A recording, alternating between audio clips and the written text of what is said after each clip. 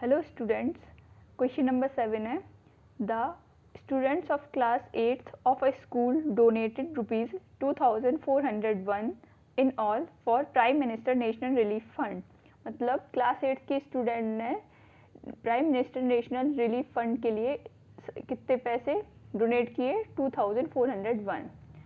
Each student donated as many rupees as the number of students in the class. मतलब कि जितने students class में हैं हर एक बच्चे ने उतने ही पैसे डोनेट किए। फॉर एग्ज़ाम्पल अगर क्लास में 30 स्टूडेंट्स हैं तो हर बच्चे ने 30 रुपीज़ दिए।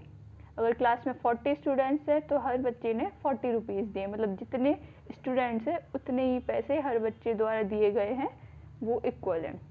तो अब हम इसको कैसे करेंगे? Find the number of students निकालना है कि क्लास में कितने बच्चे हैं। तो सबसे पहले क्या लिखेंगे? मान लो let the number of students in class is equals to x.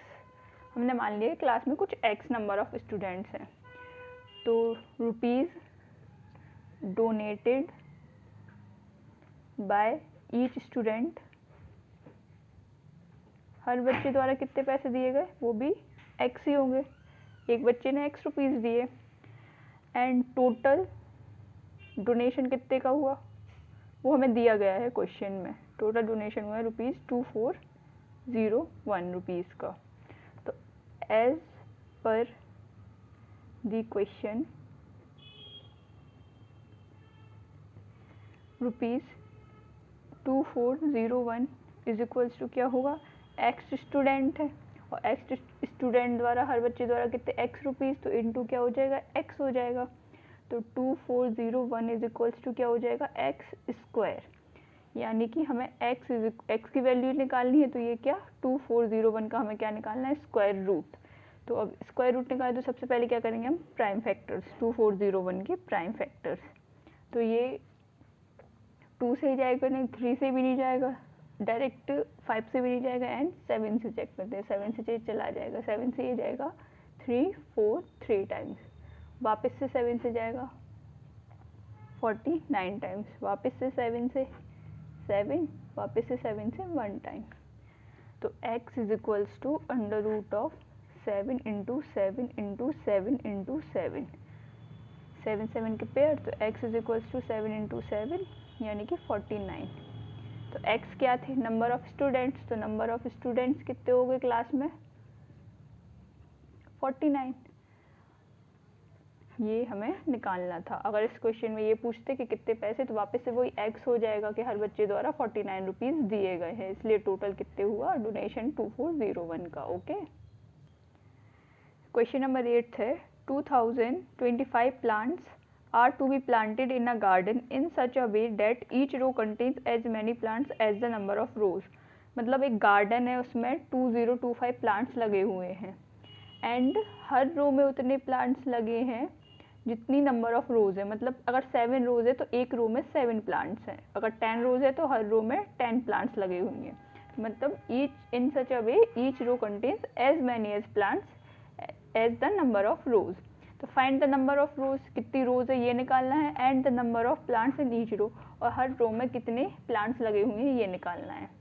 तो अब इसको करेंगे तो let the number of rows is equals to x. हमने मान लिया कि एक्स रोज़ है गार्डन में। ओके। तो देन एज पर क्वेश्चन क्या हो जाएगी? जितनी रोज़ हैं उतने ही नंबर ऑफ प्लांट है हर रो में। तो each row contain plants is equals to, वो भी एक्स हो गया, हर रो में एक्स प्लांट होंगे, क्वेश्चन में ही दिया गया है। एंड टोटल प्लांट्स कितने हैं? Plants is equals to 2025। तो as per question total plants is equals to जितनी रोज़ है नंबर ऑफ रोज़ इनटू क्या हो जाएगा? ईच रो कंटेन प्लांट्स, हर रो में कितने प्लांट्स हैं।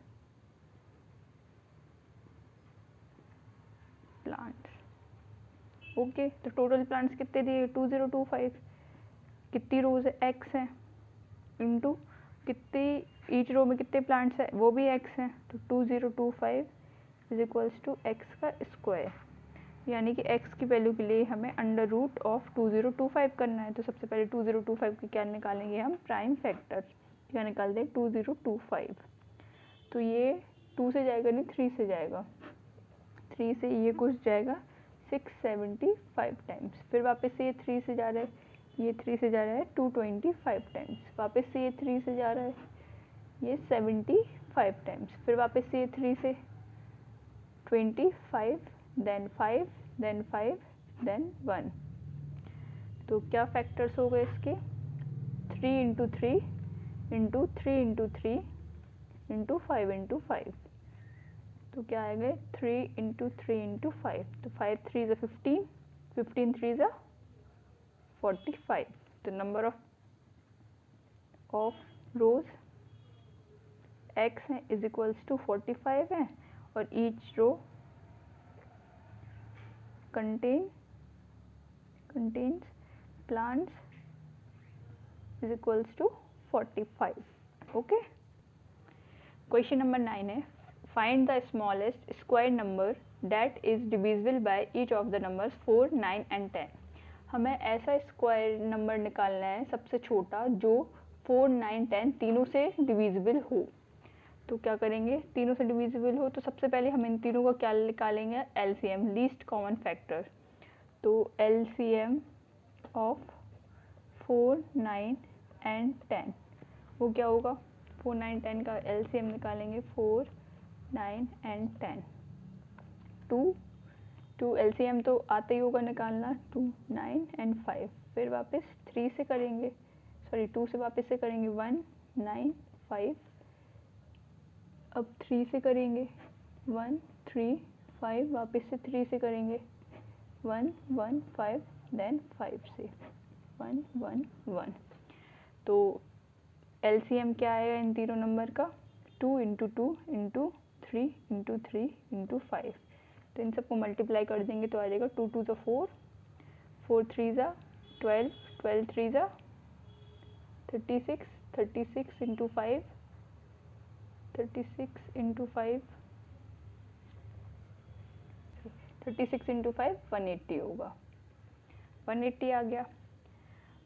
अब 180 के हम क्या करेंगे, प्राइम फैक्टर्स करेंगे 180 के, तो वो वापस से यही होगा कुछ, देखो हम करके देखते हैं। 180 के प्राइम फैक्टर्स, 2 से जाएगा 90, 2 से 45, 3 से अब 15, 3 से 5, 5, 1, तो क्या है 180 के प्राइम फैक्टर क्या आ गए, 2 इंटू 2 इंटू 3 इंटू 3 इंटू 5। तो हमें दिख रहा है जब स्क्वायर नंबर के लिए हम हमेशा पेयर बनाते हैं, तो 180 जो आ रहा है वो ये नंबर नहीं है जो 4, 9, 10 से डिवाइड हो जाए, क्योंकि इसके पेयर्स नहीं बन रहे। तो यहाँ पे किस नंबर की कमी है, 5 की। अगर हम इस नंबर को 5 से मल्टीप्लाई कर दें तो हमें एक परफेक्ट स्क्वायर मिल जाएगा। तो 180 को हमने 5 से मल्टीप्लाई किया तो वो आया 2 into 2 into 3 into 3 into 5 into 5। तो इसको जब मल्टीप्लाई करेंगे तो 0 का 0 आ जाएगा, 5 8 ज़ा 40 का 0, कैरी आई 4, 5 1 ज़ा 4, 1, 900 आ गया, इज इक्वल्स टू क्या हो गया, 2 into 2 into 3 into 3 into 5 into 5। तो अब 900 के फैक्टर्स पेयर में है सारे, यानी कि 900 एक परफेक्ट स्क्वायर नंबर है, it is a perfect square number. 900 ही ऐसा सबसे छोटा स्क्वायर नंबर है जो 4, 9 एंड 10 से डिवाइड होगा, तीनों नंबर से डिवाइड होगा। तो लिखेंगे लास्ट में the smallest square number is 900 that is divisible by each of the numbers 4, 9 and 10। सबसे छोटा क्या नंबर है 900, जो कि एक परफेक्ट स्क्वायर जो 4, 9, 10 तीनों से डिवाइड हो रहा है। क्वेश्चन नंबर 10 है, find the smallest square number that is divisible by each of the numbers 8, 15 and 20। जैसे हमने अभी 9th क्वेश्चन किया, सेम वैसे ही है। तो सबसे पहले हम क्या लगेंगे, 8, 15 और 20 का क्या निकालेंगे, एलसीएम। तीनों का हमने क्या निकाला, लीस्ट कॉमन फैक्टर, 8, 15 और 20 का। तो सबसे पहले 2 से 4, 15, 20 10 टाइम्स, वापस 2 से 2, 15, 5, 2 से 1, 15, 5, नाउ 3 से 1, 5, 5, नाउ 5 से 1, 1, 1। तो एलसीएम आया इन 8, 15 एंड 20 का क्या आया, 2 इंटू 2 इंटू 2 इंटू 3 इंटू 5 क्या आया।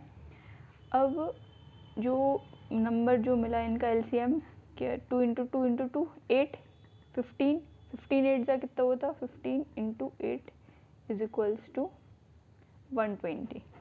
120 मिल गया एलसीएम ऑफ 8, 15 एंड 20, 120।